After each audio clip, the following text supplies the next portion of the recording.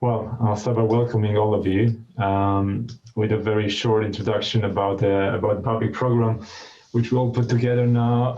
Thank you, Manny, Jeff, for offering us the platform to this, and thanks, Eduardo, as well, for kickstarting this and planting the seed for it. So we are starting what is going to be a 7 weeks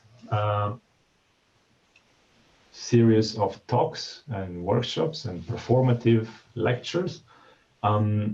Today being the first one, and yeah, we're just going to go week by week, every time at 1 p.m., every Monday at 1 p.m. So we account for all time zones across the globe as we're all spread around. So I think without going into details too much about Merging Minds as an event, and I'll let you kind of peek on that as you will experience it. But Merging Minds basically touches on two subjects. One is artificial intelligence, and the other one is mixed reality and virtual spaces. The goal would be to analyze what artificial intelligence brings into a digital environment and how can that affect all this. And Eduardo has a great lineup of speakers to come to discuss, for all the nitty-gritties of them to the very critical parts of it. So in one part we have the artificial intelligence side, and the other one we have the mixed reality and virtual reality and augmented reality, on the kind of realities we are more and more engaged with these days.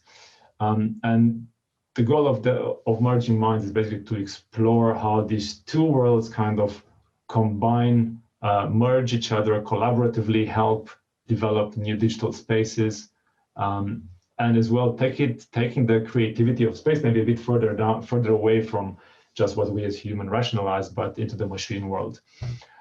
So we'll start this session with Paula, which was brave enough to take the lead.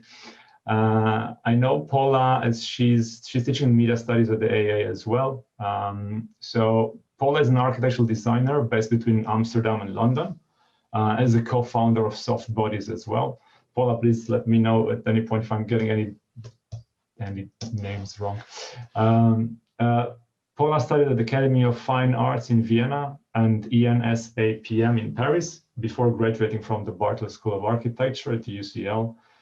And what fascinates me about Paula is that she continuously explores the imaginary spatial potential of, that lays within virtual and mixed reality environments. So you'll see through some of her work a symbiosis between the physical build and the digital build, but not a symbiosis only from an environmental point of view, but to an interaction level.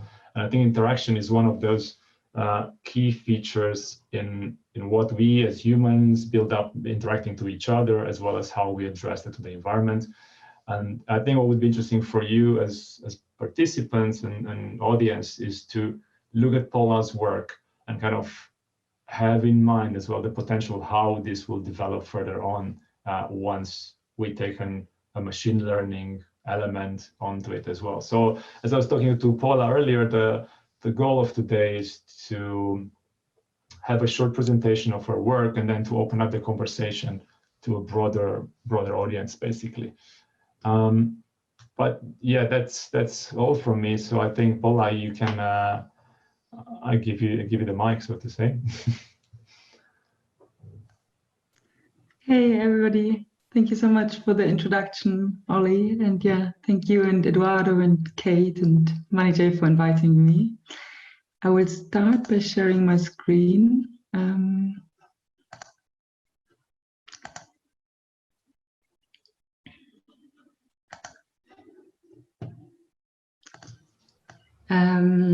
So today, I'd like to start my presentation with a little exercise. So I think as we've all seen enough screens and moving images in the last weeks and month, I would ask all of you to close your eyes. So it is important that all of you do it. So if you just sit still and lean back on your chair and just close your eyes. So start by feeling your hands. Take one hand into the other. Let them touch each other. Now slowly lower your hands and put them on the table in front of you. What is it made of? Is it hard? Is it warm or cold? What is on this table? Maybe your fingers encounter an object. Now slowly move your hands further back to the chair that you're sitting on. How does it feel? What kind of texture does it have? What is below you? What's the surface like beneath your feet? Is there a wall behind you or a window to your side? What do you hear now? If you imagine that the things that your body touches, those things that meet your hands, those that your feet feel, those things that your legs rest on, and those that your ears hear. If you imagine that their surfaces are merely a fragment of a world only you can perceive, what would that world be like? What can you see with your inner eye? Where are you now? So please open your eyes. I've done this little exercise with you to present to you my main research interest, which is the felt space. That space that exists between you and the things our body encounters and interacts with, which is precisely the space that I'm interested in exploring through virtual reality. So I'm Paula Strunden, as Olli already presented. I recently started my PhD at the Academy of Fine Arts in Vienna. And I started working with virtual reality while I was working for Herzog in Basel, doing 360 visualizations for client meetings, which then led me to the film-based Unit 24 at the Bartlett School of Architecture, where I graduated also with a location-based VR experience. And then after graduating, I co-founded Soft Bodies with John Cruz and David Flug, as well as Virtual Fruits, which is an educational XR initiative. And basically today what I'd like to do is to present to you a selection of works that I have done either myself, as for example, my graduation work, Utopia, or in collaboration with John Cruz from Soft Bodies as the research-led design project Weightless Bricks.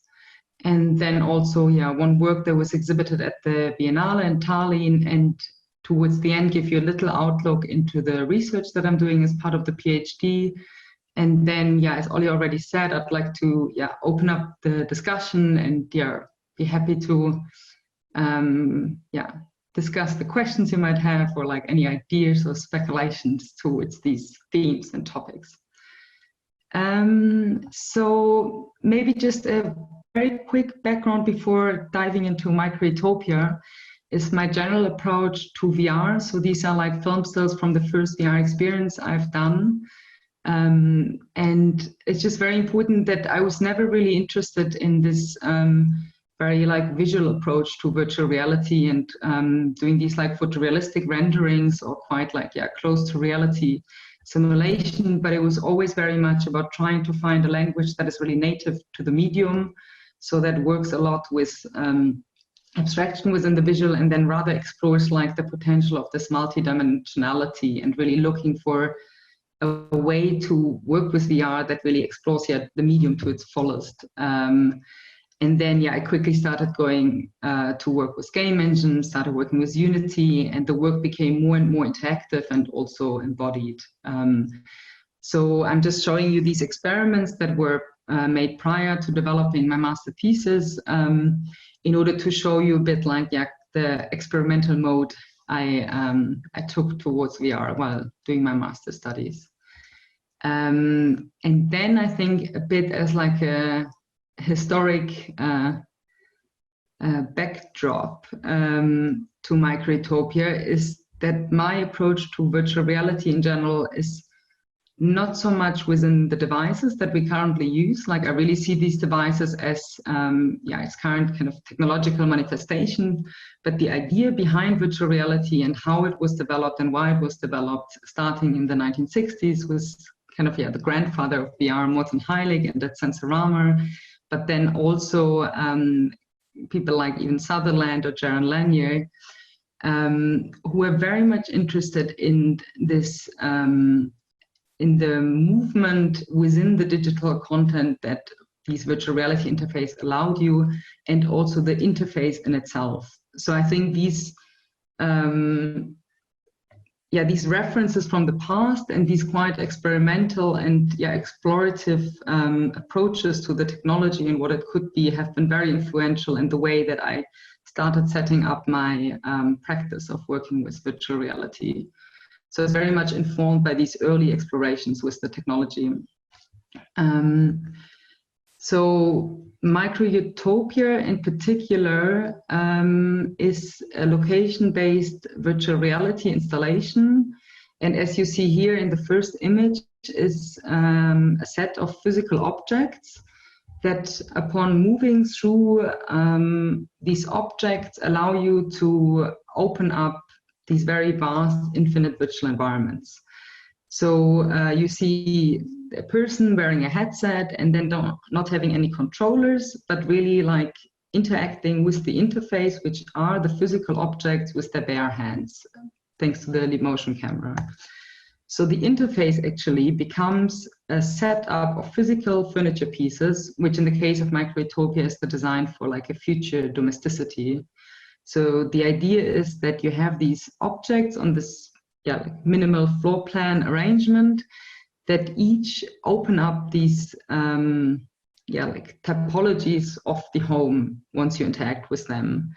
So they have a voice, they speak to you, and they try to kind of seduce you into these imaginary environments that are informed by like architectural references, but also dreams and rather like these moods and atmospheres that we know of spaces or memories. So it's very much about these elusive qualities that a space can communicate.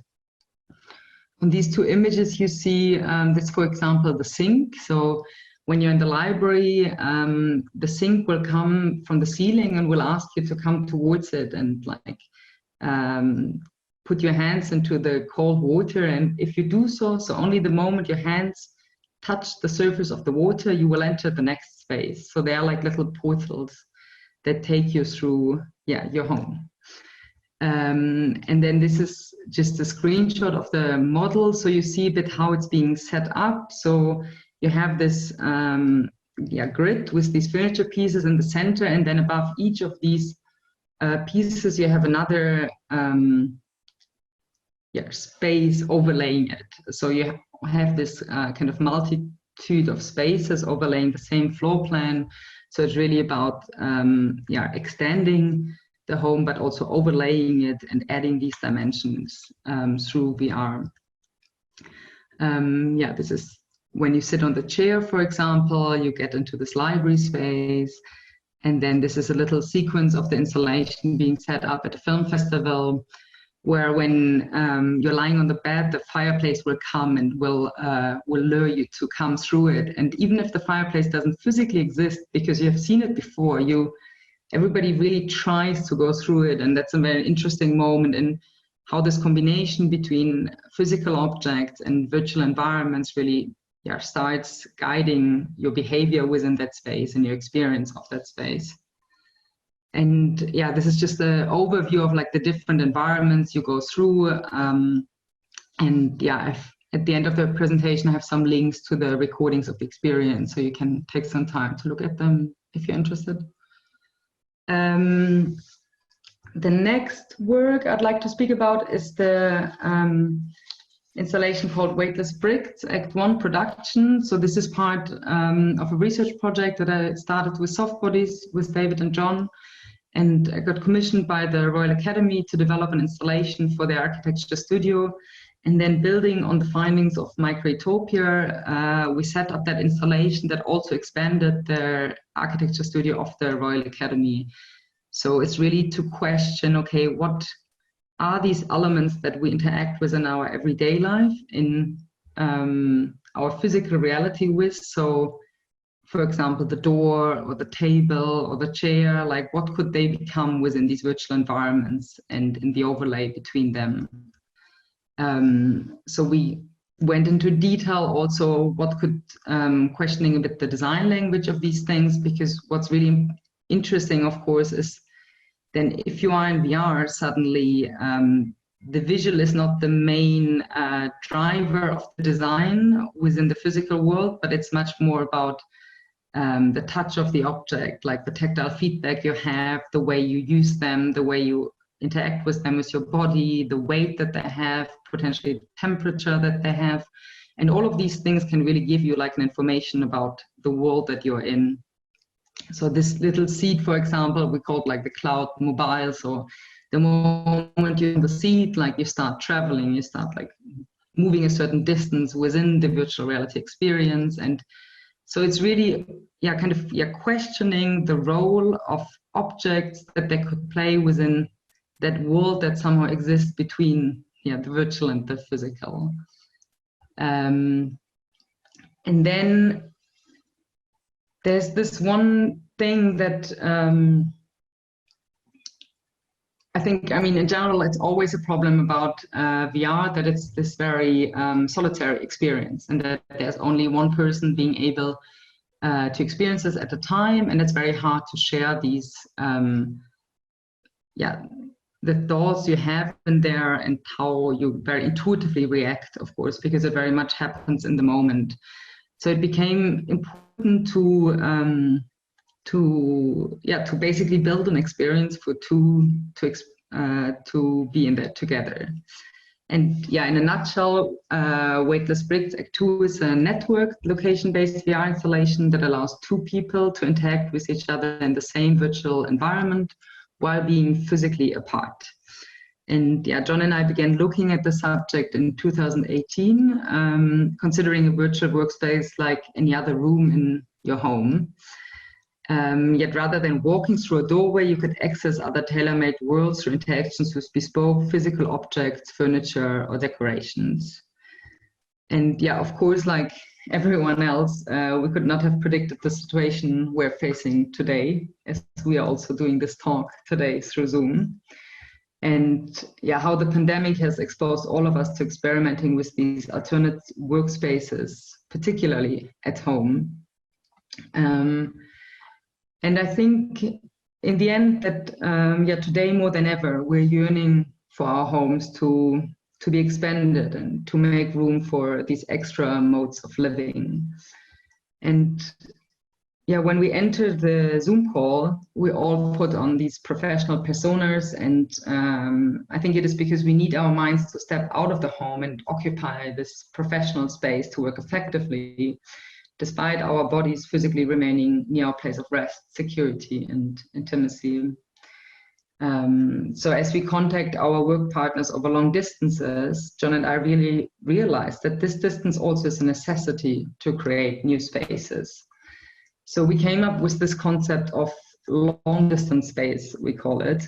And it sits a bit within the history of like long-distance communication. So being able to share words through letters, like first written, then spoken, then sharing images over video calls and any kind of chats, and first still images, then by now moving images. We started thinking that it really becomes time to be able not only to share two-dimensional content, but to share three-dimensional content, like to share space, regardless of where we are.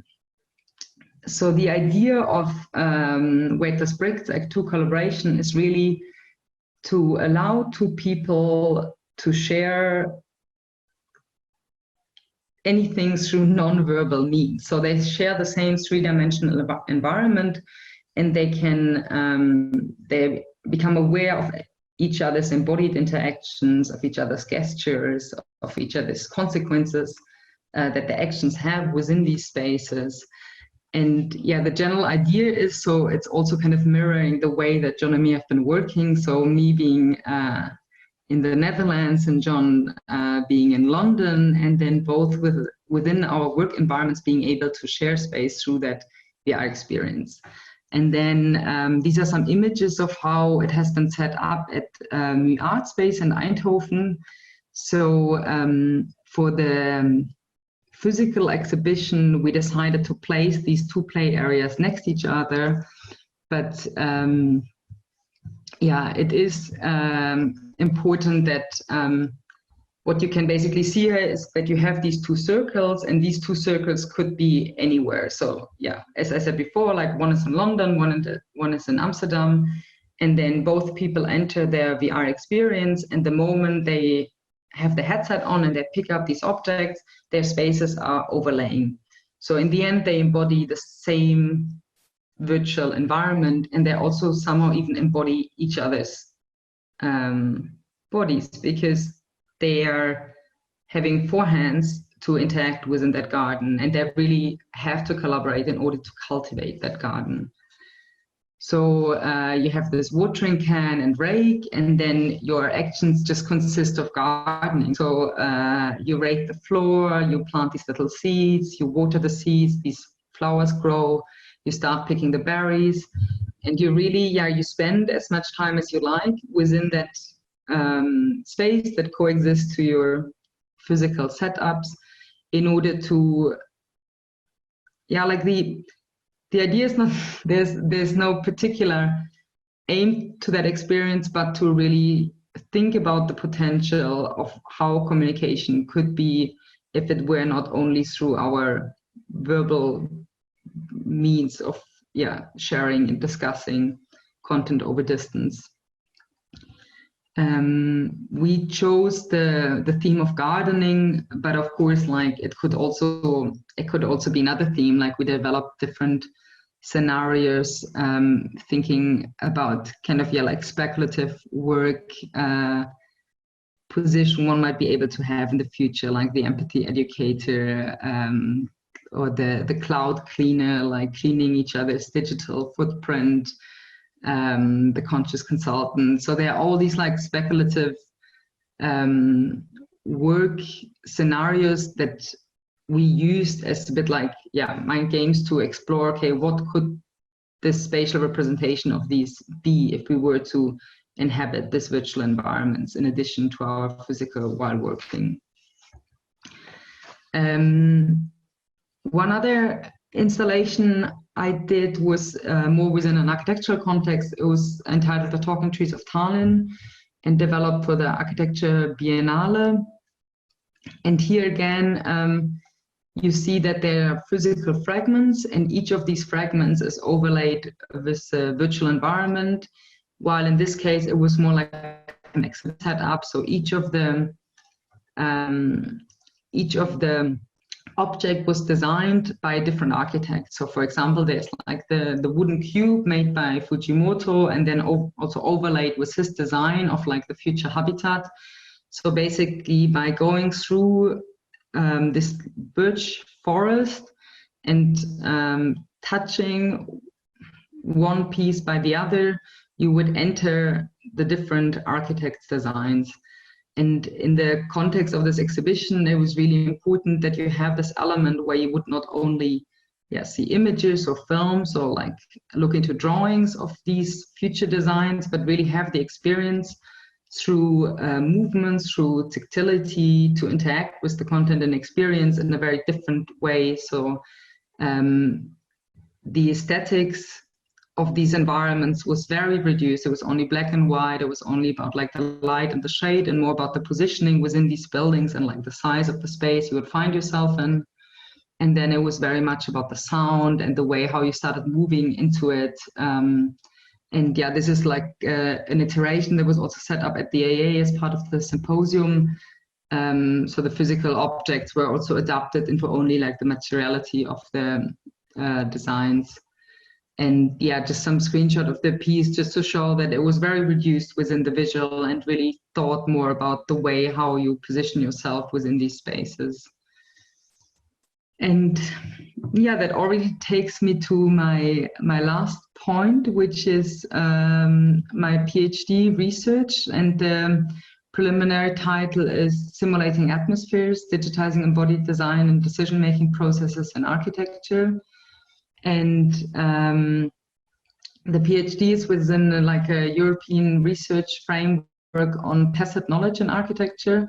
So there are 10 PhD students distributed across Europe, really researching on what might this implicit knowledge be and how we can start communicating and discussing it. That's embedded within the architectural design process. And yeah, I'm looking into the potential of these virtual and mixed reality interfaces. And as I showed you the diagram in the beginning, to me, it's really about finding out a bit. I think I'm very fascinated by these early approaches to virtual reality, as I showed the images by Morten Heilig and even Sutherland, that were thinking of the VR interface not so much as a screen, but rather like a device that allows you to track your body within a digital environment and to interact in a novel way with the digital content. So I think this diagram just shows you this like interrelation that exists when you build these mixed reality experiences, saying that you move with your body through a certain space and you interact with these objects, and upon interacting with them and what you do and how you do it, this triggers different spatial environments. And that space, again, as you saw in the video of somebody stepping up from the bed and going through the fireplace, it really guides your movement again in a certain way, which then allows you, to interact with other objects. So the way we start thinking about space somewhat changes that in the experience that I made building these installations, is that it's only partly about this visual auditory space that is being kind of explored by the headset. But then also what becomes very important is that like the movement, the kinesthetic, the thermal, and also the vestibular space that you really perceive through the changing of your body position, and then all the kind of impressions that they can embed within the physical objects. So there's like the tactile, the olfactory, you can even have the gustatory space. And I really like to see that as being embedded within our physical reality, and to also keep it that way. So it's not at all to use VR in order to flee reality or to be kind of excluded from it, but it's much more to see it as an additional overlay and as like almost like a zoning that exist in addition to it. Like we all have our very personal kind of space that is not visible, but that's very much perceptive to each other. And then this is just a little diagram of my methods, looking into phenomenology in architecture, and then also into cognitive neuroscience and neurostatic, and how that might relate to VR when we think about it in architectural terms. And what becomes very important, of course, in this design-based research that I'm doing, are these XR and design experiments. And to just show you 2-3 images, there's the first experiment that I did during quarantine, which was to overlay my work desk in Amsterdam with a kind of a narrative by Alison Smithson's written about Saint-Roaming and the allegorical meaning of a Saint-Jerome study space, and then through a series of tactile objects allowing me to enter these reenactments of these spaces and kind of extending the walls of my home. And I think what has really stayed with me through this experiment is this idea of the moment you, I mean, now myself, for example, sitting in this space, I'm here, a perception of my body. As we did this little exercise in the beginning, you have all these objects around you. You have your table and I don't know, your glass of water on it, and then as a second layer, you have the feeling of your walls of your room kind of encapsulating you. And what's really interesting, if you go and start working with mixed reality, is that the virtual equivalent of both your hands as well as the object, as well as the space that you build, are made of the same material, so to say. So it's always hard to speak about these things because they're very experiential and they're very much about actually like, yeah, trying it and working with it oneself. But it's a very particular kind of, yeah, realization for your brain that the world that you're interacting with and the way you become part of it is very much made out of the same material. So this has led me to the experiment that I'm currently working on, which is entitled Exploring the Infrathin. And this is a philosophical experiment based on a loose collection of handwritten notes found by, or written by Duchamp, found after his death, about the notion of infrathin. And this is a term that he coined, and in French it's inframince. And he describes this notion. I mean, he says you can't really describe it, you can only give examples. And the examples are, for example, if you sit on a chair and it's still warm by the person who has left it just before you, or if you smoke a cigarette and you exhale and then the smoke would smell of your breath as well as the smoke of the cigarette. Or the way how when you mold an object that the mold will never be identical, the difference between like the two molds. So it's really this not describable, or like this difference or this notion between two things that are identical but you can't really define it. So what I'm currently doing is to make a revisit of this term through these mixed reality installations and experiences, and then really looking at this,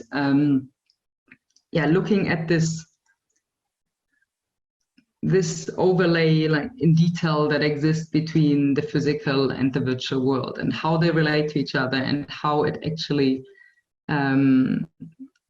tricks with or makes us better understand the way how our brain perceives the objects we interact with and the spaces we are or we embed ourselves in. So again, this will be an experiment about embodied interactions, and I'm happy to share more with you once it's being built. But I think for now that's it. It's like a little overview of what I've kind of done, or like a little selection of what I've done. I will stop sharing my screen.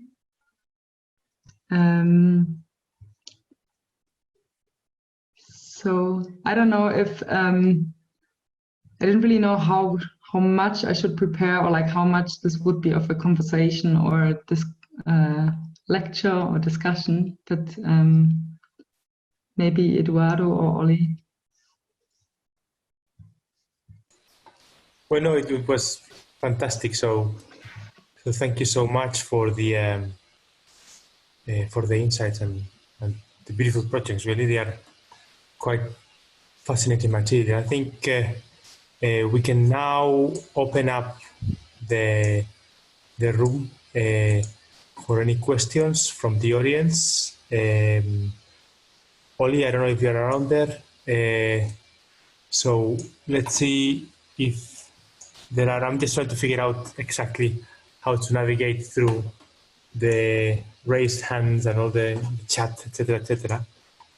So I think it's open to anybody. So if anybody wants to ask any questions, please write them in the chat. There's a question from Kong Ding. Yeah. I think I'm unmuted. Can you hear me? Yeah, we can hear you. Hi, Paula, thank you so much for the talk. It's really interesting. And I have like 3 questions, but if I can just, maybe I'll go through them quickly. So the first one is, you were talking about tactile. So how do you address, say, if tactile senses, it really relates to people's memory and their perception about things it's differed due to their cultural roots or their personal memory. Like when you're creating these space, like how do you deal with it? And second one is so scripted space, as you can like described, that you can like do that minimal of the domestic space that you scripted.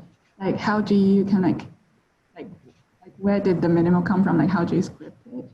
If you can expand a bit on that. And the third one is that like while you're working through these, I really enjoyed the diagram you had, the triangular one. So when you're working among all these senses, is there a particular sense that you think that would contribute the most specifically and spatially to the space that you felt? Sorry, that's a lot of questions. Yeah, no, it's all makes sense, I think, to ask them. Maybe I can start with your last question because I think it leads into the first one. So I think it is especially the sense of touch that heightens our awareness of reality. So I think you might know it from, you know, how baby starts learning to grasp with what they're being kind of immersed in. And they will start like putting everything into their mouth and touching everything. And I've been reading from these pediatricians this example of how, let's say we go to like the Space Museum and there's a rock from the moon.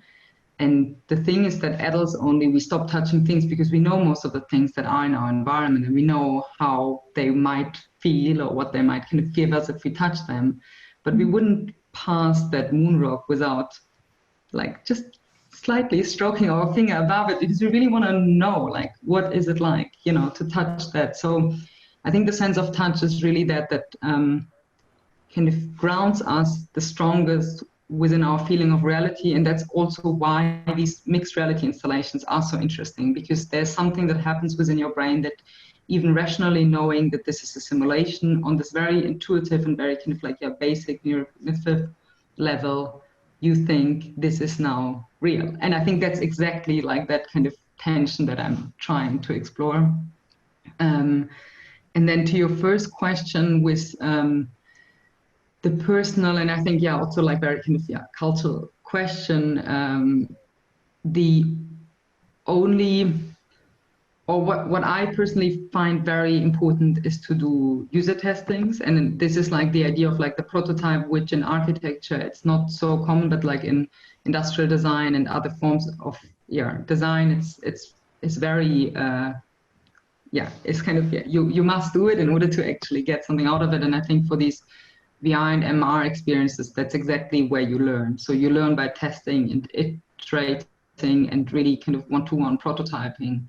So any object that you would get in any kind of interaction, you really need to test because, of course, as a designer, you know how it works. So you need to get as many different people as possible into like the game, or like to start understanding how people interact, relate, and use things. And I think that's also maybe to your second question, when designing Micro-Utopia, I was of course doing my master studies, or like, I think so far until starting the PhD, most of the work that I've been doing, it was very intuitively just thinking what I basically are working from my personal memories and imagination and from my circle of references within my architectural education and conversation with other people. But it was very much concentrating on like, what I, from my cultural background, would assume as like the kind of atmospheric essence of the bathroom or the bedroom. So I think this PhD is an amazing chance to actually broaden up that conversation and to not only design these things, but to also concentrate more on the perception of them and the reaction of other people. So maybe that's something that's going to start now more than it was there before. Do you think, sorry, just one more question along that line. Do you think, say, when you're creating these atmospheric space, that, say, tactile is, you are kind of like consciously you will touch something, but say smell, it can like come to your nose without you asking for it. Will that make a difference? I think, I mean, of course, there are these very kind of active smells, but there's also a lot of just environmental perceptive things happening that we are not so aware of. So I think working with VR, you become almost more attentive. And I think there are many things that just are part of your everyday kind of coping to unstabilize your reality. So I think, yeah, maybe it's nice to add these things and to heighten them, but I also think it's a really nice tool to just actually understand more like kind of the basic everyday things that are around you and what they already trigger in you and what kind of emotional responses they allow you to have. Thank you very much. Thanks for the question.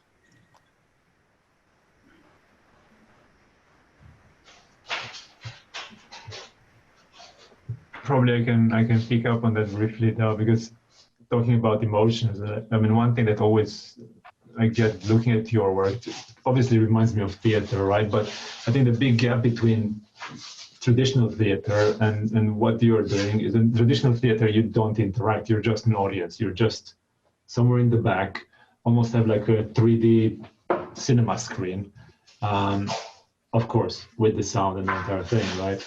But what I find interesting in your work is that there is a theatrical element, but then also you have the interaction element. So you almost become the first person, with your performer and audience in the same time. And this obviously makes me think about all the Punch Drunk story and all that stuff. So I was wondering, how do you see your work, or I mean, how much do you leverage the experience on the tactile and the physical versus the digital content? Like, do you have a predominant always, or you try to enrich the experience based on whichever one has a stronger potential, I would say.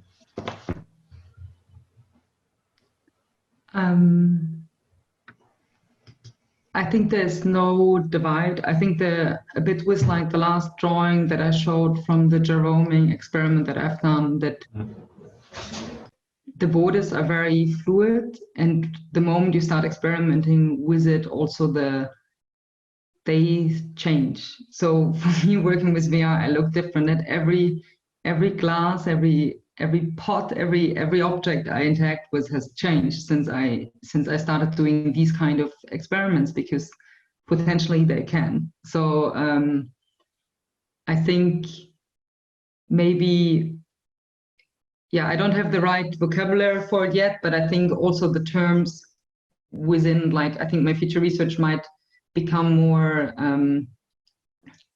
differentiated within not only being able to say, okay, this is physical, that is virtual, but there must be also some kind of categories that sit within that. And I think in the end, also, I think all of us have these experiments now on an everyday level, communicating through Zoom, and we really feel, okay, there's something weird, like, why is it more exhausting to be within that space than within a real space? Why do we start kind of protecting our faces with our hands often while speaking? Like, why do we feel we need more distance? Like, why can't we communicate so many things even if we all speak and listen to each other? And so I think there's like a necessity to maybe to refine our vocabulary and to speak about these things. And I think it's going to develop for all of us, but I don't have the terms yet. And about the first thing that you said about like being kind of like the main actor within the film or the theater play or the experience. I think that's such this really beautiful thing about working with VR, and that's also what makes it so close to the process of architectural design, that you in the end, you design something to be experienced by somebody else, and it's like an empathetic projection into what that could be. I think, Yeah, no, I get that. I was also thinking, I don't want to take anybody's slot, but maybe just another quick one. I was thinking about your environments. I don't take it as a critique, but I feel like they have an architectural element to them, which is a staticity, or being very static, or being the same one. And we were discussing with Eduardo as well about this, looking at environments or digital environments through the lens of an artificial intelligence or a self self-generated basically environment, or I mean how a self-generated environment could be, or how an existing environment can potentially change based on the narrative. And I was just wondering to get your thoughts on that, or if you looked into that area in any way, to kind of move away from that static environment, which we treat architecturally very tectonic, though there's no tectonicity to it. Yeah. I think the reason why my work at the moment looks as it does is that I'm really trying to go more into this kind of these soft design factors, like these atmospheric, imaginary, memory, more like these like felt environments, and it's easier to a certain extent to work with reference and existing kind of notions of what the value of a certain space is, or like our emotional reaction to trigger certain responses. And this is one point. And the other one is for me like kind of this more like computer generated aesthetic at the moment. It is very much within the realm of architecture, kind of production, construction, within all these aspects that are very quantifiable still, and less about qualities. Having said that, it is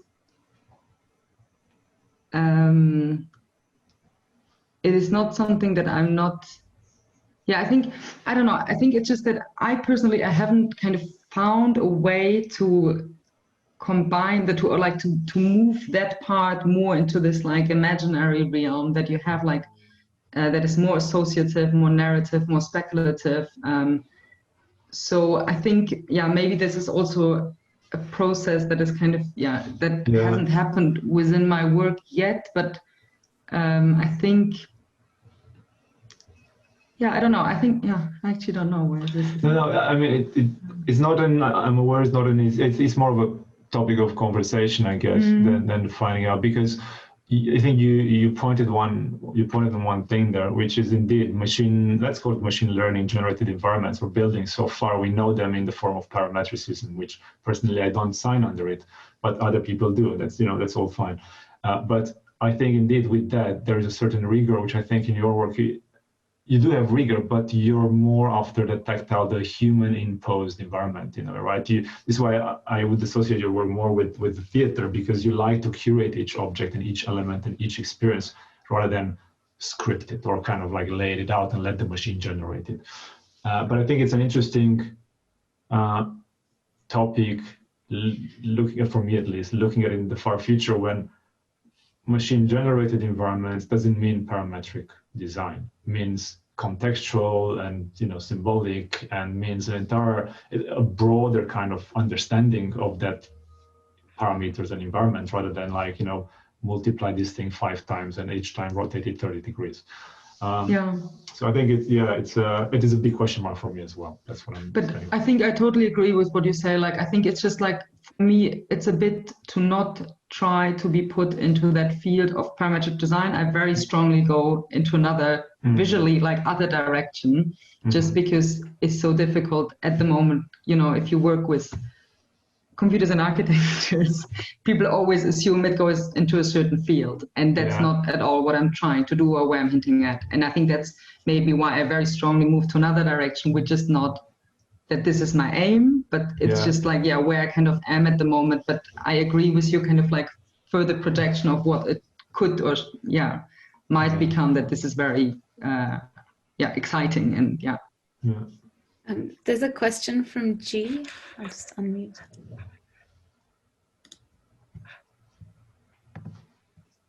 Hi, thank you, Manager.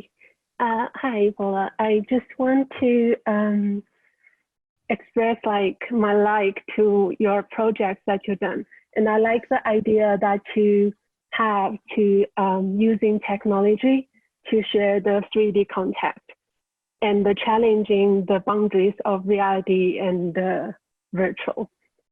And I was like quite impressed by the idea that you have, like, also, although in the 3D contact, it's more like artificial reality, but all the activity that you do is more human, like plant the seed and grow something. So I just wonder, like, what is in your vision of the 3D communication? Because you mentioned there's a huge potential in that field, but like, what is your vision of how it will go?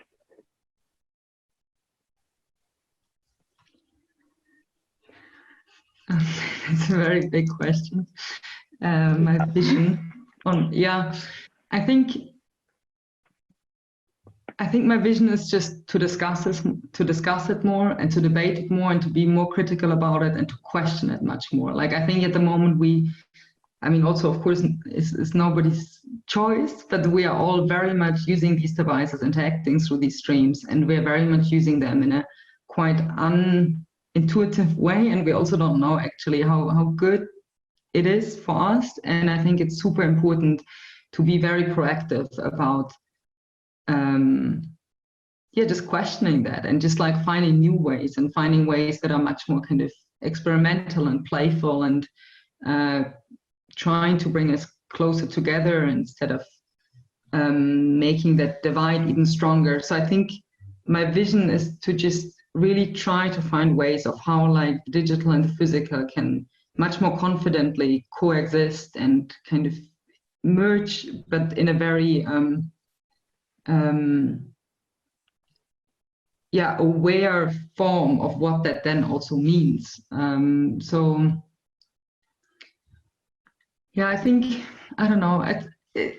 I mean,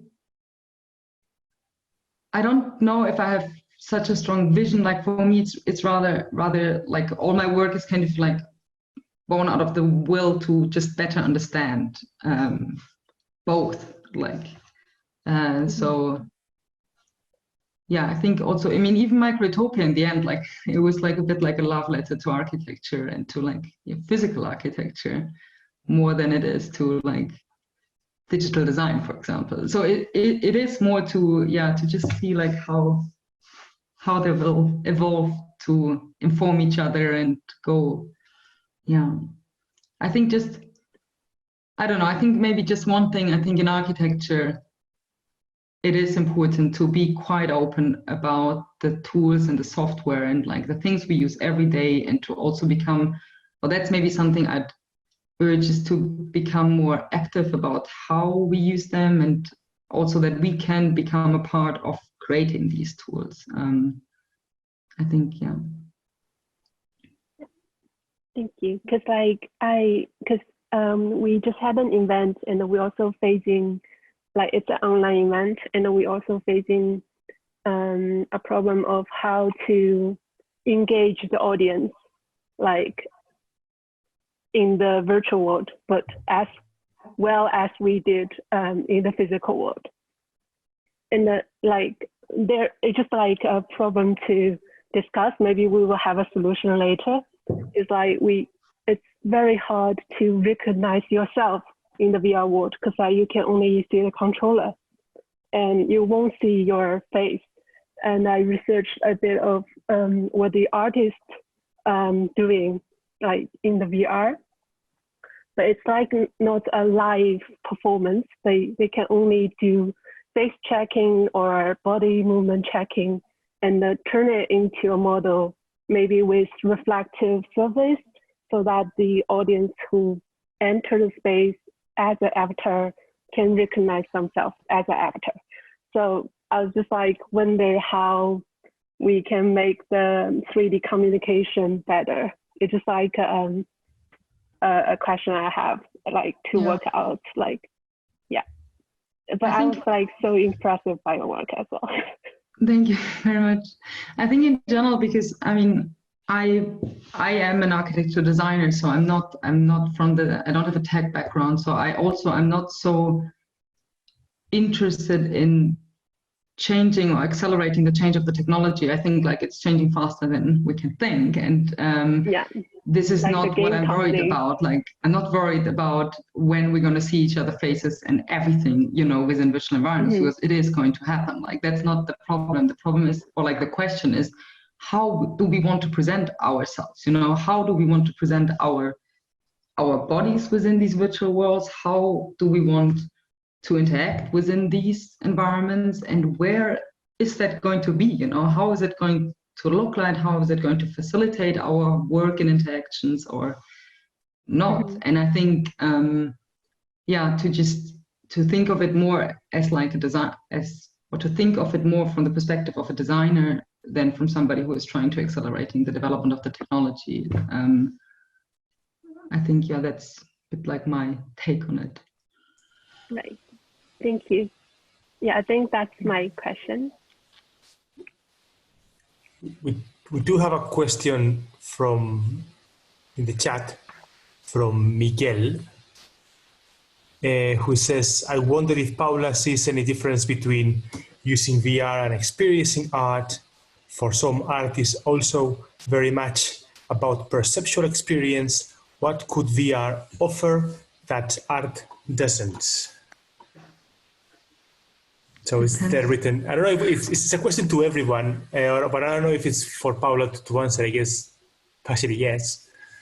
Can you read the chat, I guess? Yeah, I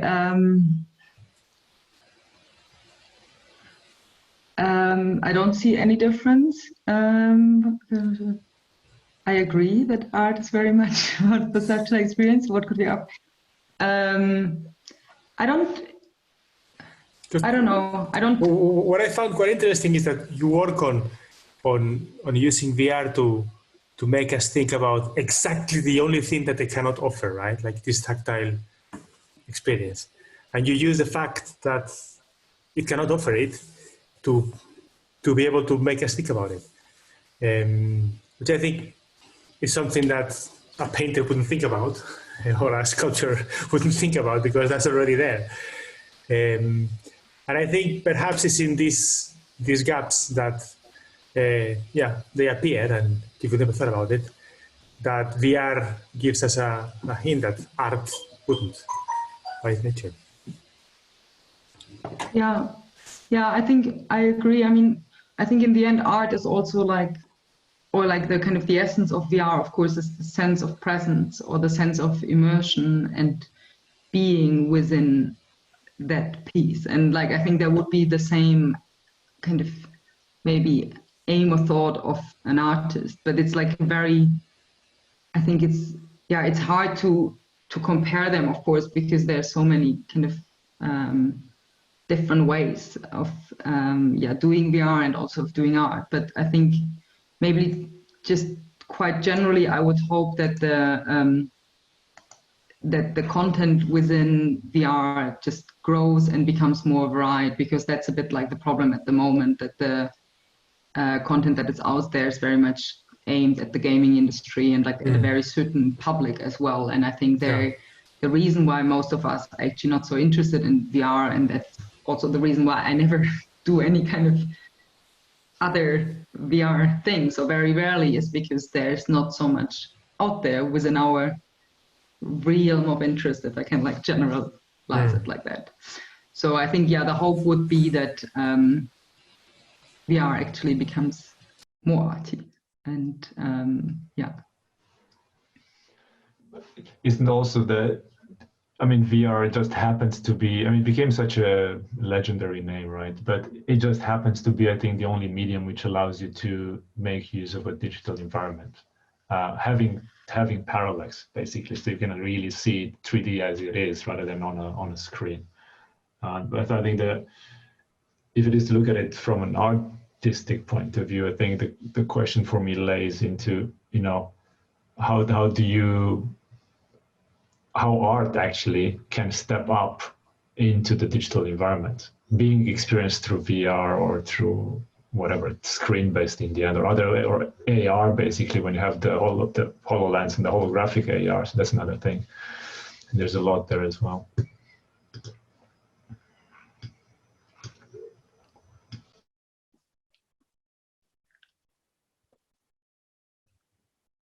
Sorry. Oh wait, there's one question here too. Yeah, okay. I'll just unmute you. Yang is raising his hand physically. Yeah. As in physically.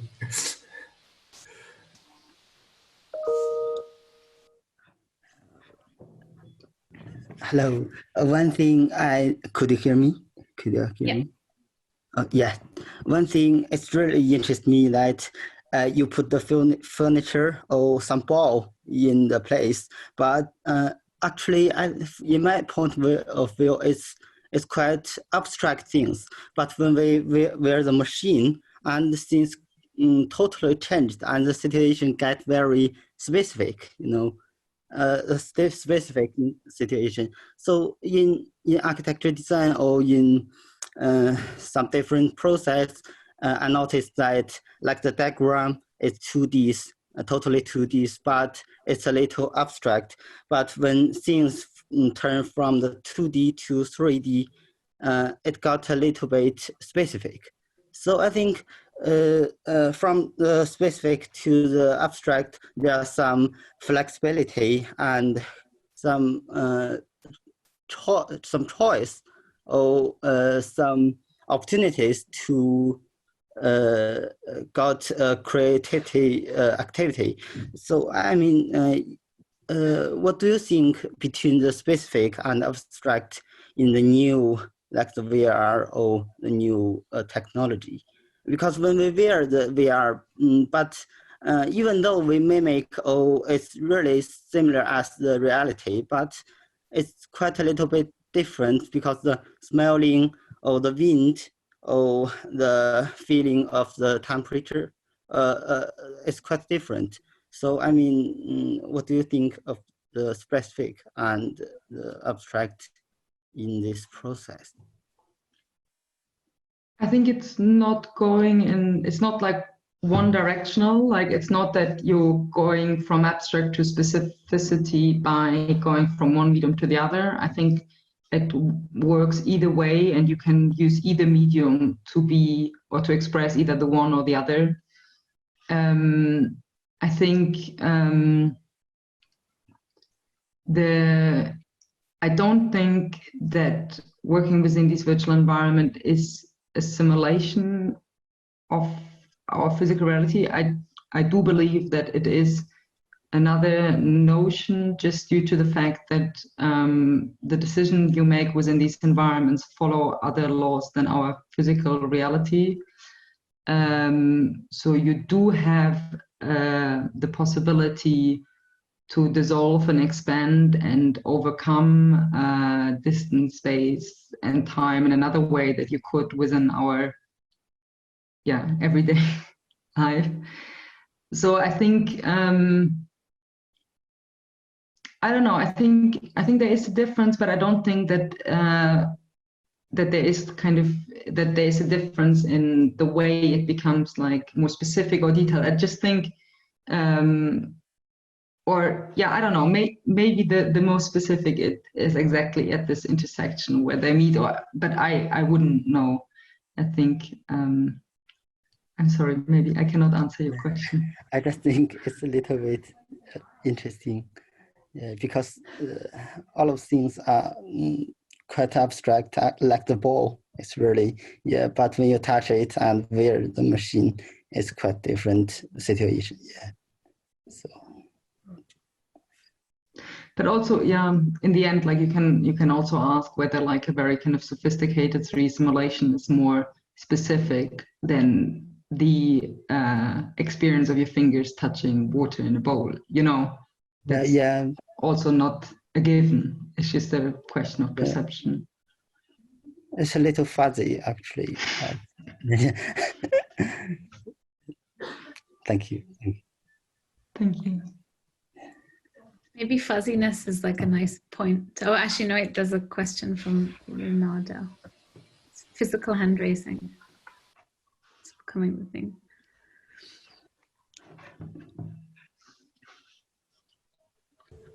Yes, hello. Hi, I'm Leo. I'm studying interactive media design at the Royal Academy of Art in The Hague. And my question was already anticipated by Ollie earlier. He asked, in the intuitive process of your making, what do you think digital or do you think physical? My further question is, what, because you have these two kinds of interaction, the physical interaction and the digital interaction. You have to design the two, and then there is this interdesign of the in-between, like how these two match and how one enhances the other. But what do you think you lose? What do you sacrifice when you digitize something physical in terms of experience, in terms of the viewer's experience?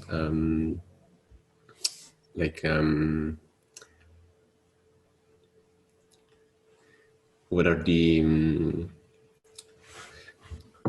what do you lose in the digitization?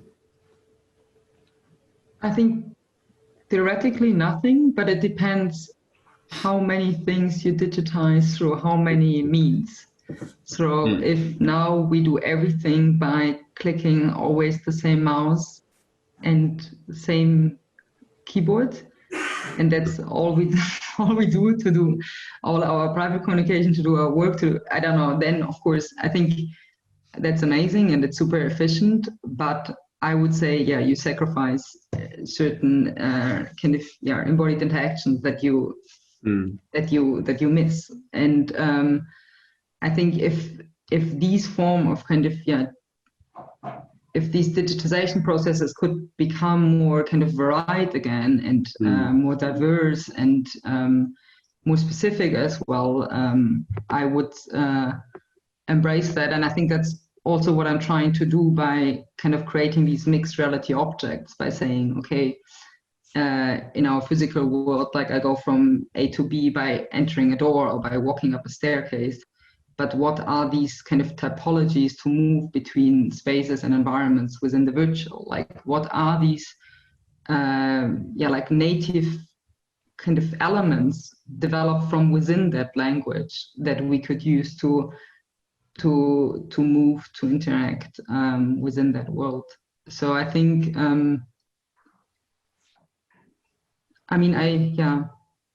I think it's not per se bad. It's amazing to digitize things, but it's a bit the question of like within which logic we digitize and how open and accessible it remains once we do that, and also interesting and stimulating and inspiring. And so I don't know. It's a very general answer, but do you have a more specific example of what you're thinking about digitizing? Well, not really. I mean.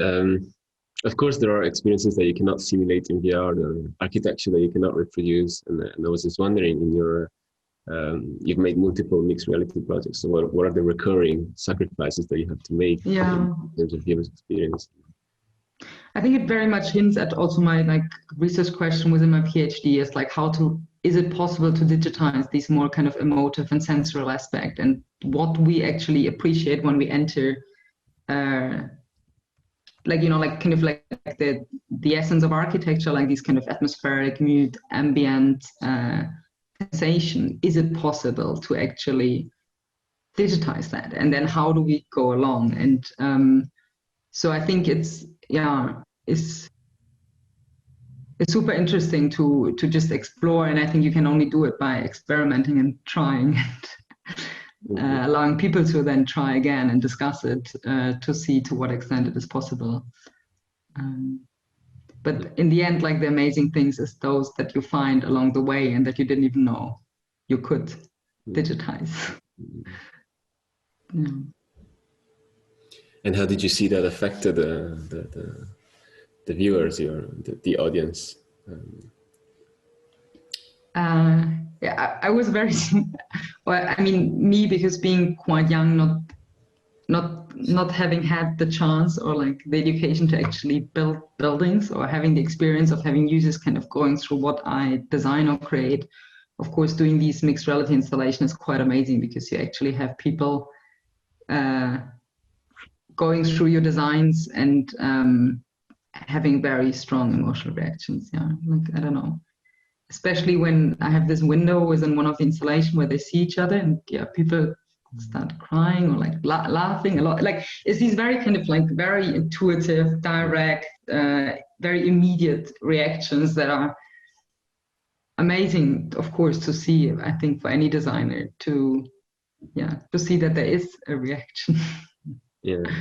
So yeah, it was very varied, and I think it's super exciting to actually to to go more into detail into why and how we react to certain things in certain ways. Yeah. Okay, thank you. Thank you.